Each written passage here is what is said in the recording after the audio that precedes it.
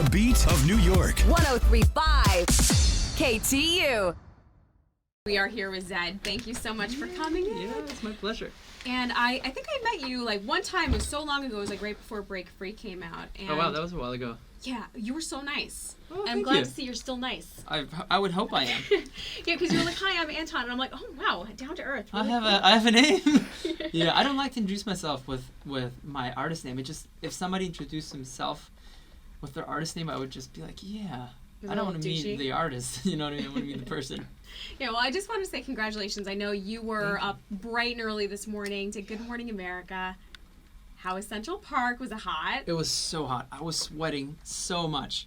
I would get touched up, and I walk outside and like I need to get touched up again. It was really hot. It was amazing. I mean, the crowd was great. They've been waiting since 1 p.m.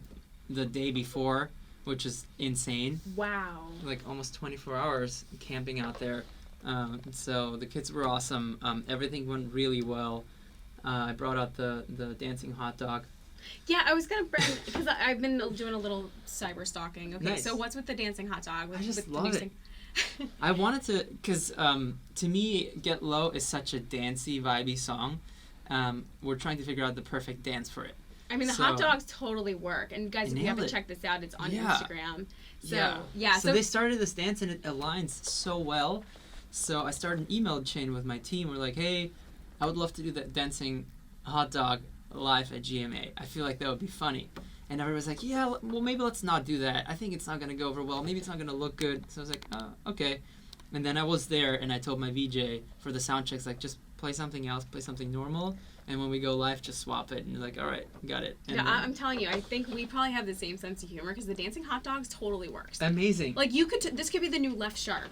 It bring is. this out. To me, Yeah. it is. Oh yeah.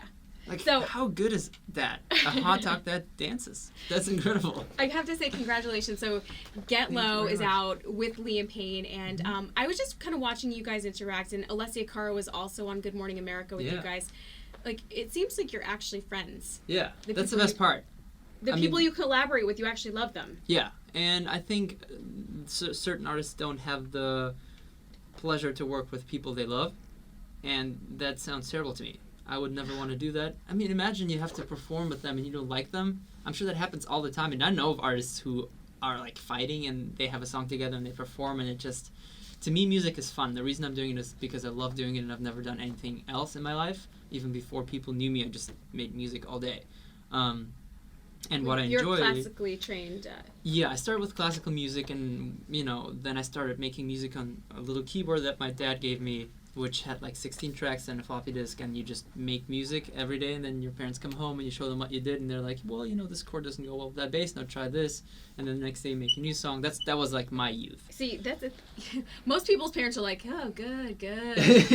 But Right, yeah. My parents are musicians, so they taught me. they both are, right? Yeah, so they both helped me. My mom started teaching me piano. My dad plays drums and guitar and everything. So they both helped me a lot with that.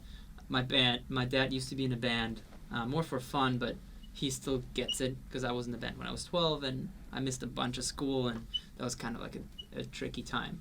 So they always supported me, and I guess it worked out. But what I was gonna say is that the main thing for me was always the joy in making music and the emotions I get from hearing the music that I created. It's like painting an image that you have in your mind. You have to get it out there. You can just tell how passionate you are about it. Yeah. That's so great. My question is, how do these collaborations work? Like, this is kind of behind the scenes. Do you just call up Alessia Cara, or like, does your label, do they get involved, or do you say, ooh, I just wrote this song because you're a writer too. I have this person in mind. Let me see what I can do to get in touch with them. Like, what is the process? It depends. So, for example, I made a song called Transmission, and I wanted a rap on it. So I don't know much about rap, but I asked my manager like who are like the cool rap artists, and he sent me a list with the ones that he loves, and Logic was one of them. And I saw that he was following me on Twitter, so I just sent him a DM, and I said, I love what you do, and I would love you to work on the song. And he's like, yeah, send it over, I'll do something. I send it to him, I go to get dinner, I come back and I had the vocal. That's still the vocal that's on the album today.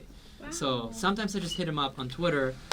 Sometimes I want to get in touch with a person I don't know them, and I might go over a person that I know that knows them. Oh, I see. I don't like to go over the label. It's like, I avoid managers and labels if I can. I like to go directly to Direct the people and really, because things get lost in communication if you're not direct. And honesty is always the single best solution in the long run, and that's what I go for. And with Alessia, for example, I wanted her on Stay, but I didn't know her, so we randomly got this request to perform together at a show.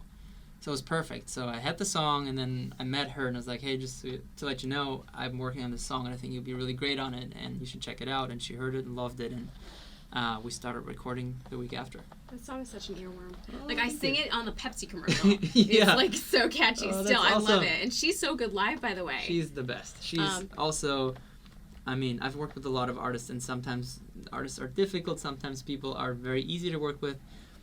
Since day one, she was so easy to work with. She's just such a nice person, so talented, and just like sometimes we performed the song live, and we were kind of tired.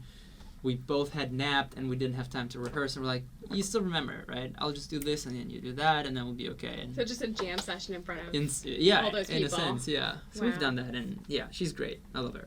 And I have to say, you're so good at keeping in touch with your friends. Like, you wish everybody a happy birthday. You're so much better at that than me. I mean, I look on Facebook on my birthday, and then, like, for a day or two after, I'm like, happy birthday, happy birthday. Yeah. You actually, like, really go all out and make sure that I try, yeah. I mean, honestly, thanks to Facebook and Twitter, that's probably what I use Facebook the most for, is to, remember when people's birthdays are.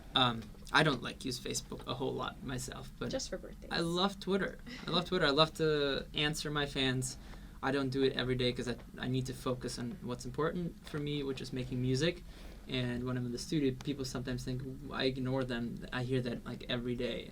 I only ignore them. I'm the, you know what I mean? Because they're the center of the universe. Yeah, so it's not that I ignore anyone. I try to read it, and if I don't reply, I still read it. And sometimes when I literally have nothing to do, when I'm in a plane waiting, then I'll reply to people. And at least you're still on Twitter. A lot of artists are saying, you know what, I forget this because of all the trolls. But I feel them, to be honest. I read about that the other day about Ed Sheeran. Yeah. And I totally feel him. I mean, everything he said, that the way it makes him feel to read something bad, I feel the exact same way. Right. You will, you do your best, you work really hard for weeks on the song that you put your heart into, and it's really emotional, and you are vulnerable with your lyrics, and then somebody's like, this is crap. Yeah, but they probably don't even mean it too. They're just being being a troll. And when I meet those people, they're like, I was just kidding. I really like the song. It's like, yeah, but you know what? I don't know how you mean it, and it really hurts. It does hurt. It's like, imagine you work on something, like, imagine as a kid you make a present for somebody, and you put all this time in it, and you give it to somebody, and somebody's like, yeah, I don't like it. Thanks. Like, well, I put so much work into it. But anyway, I want to move on because I know we have a limited time here, but the tour. Yeah. Because you made a big announcement on Instagram. Yep. Probably all of them. I stalk you on Instagram. But let's talk about the tour, because I know you keep announcing new cities. I know you did Boston, Philadelphia. Like, are you going to be playing here in New York? Or? Well, actually, I wasn't really going to announce more shows. It was more that these ones sold out quick, and we added a second day in the same venue for the people who didn't get a ticket. There might be more dates, not on this run, but maybe in the beginning of the next year, because obviously I couldn't play all cities, and there's all these radius clause where you're not allowed to play for 3 months before and after the show, and all these things that make our lives really complicated, because we just want to play for the fans, so we don't really care about technicalities. Yeah, it's terrible, but they got to be there for a reason, so it's okay. Well, listen, you're playing pretty close by, Boston, Philly, so people can head to your website. You guys know where to get tickets. We don't have to spell it out. And if you're from New York and you want to go to Boston, just letting you know that I just got a text earlier today that said that there were only like 400 tickets left for the show that we just added. So if there's still tickets, I would hurry if you want to go to the show. Get on that, guys. Get on that. All right. Well, thank you so much. I know Thank you. We have a lot of other interviews today. You have to go along with Hollywood. I really have no idea. I wish I could keep you here forever. I'll come here on a day off and we'll chat for an hour. Cool. I just started taking guitar lessons, so maybe we can jam. Awesome. Yeah, I play a little bit of guitar. Hey, Yeah. okay. I'll find a song that can be played by two people, and then we can jam. We need a little bit of fire, and then we could do a couple of chords. Yeah, there you go. You never know. That's how most songs start. That's how I started. Zedd, you're amazing. Thank you so much for joining us. Thank you very much. Thanks for your time. The beat of New York. 103.5 KTU.